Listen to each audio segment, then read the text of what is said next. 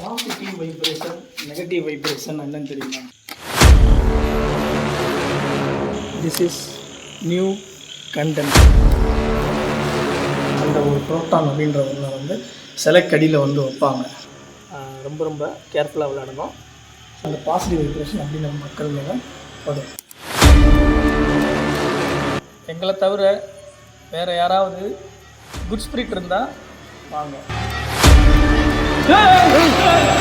போகாதையா இங்கே ஒரு அவன் போய் போட்டுக்கலாமையா? அதே மாதிரி தான் நெகட்டிவ் வைப்ரேஷன்.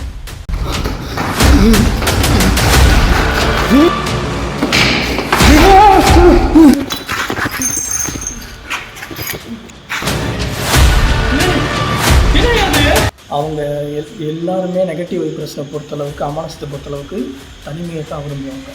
இந்த இடமும் தனி அதே மாதிரி இருக்குது.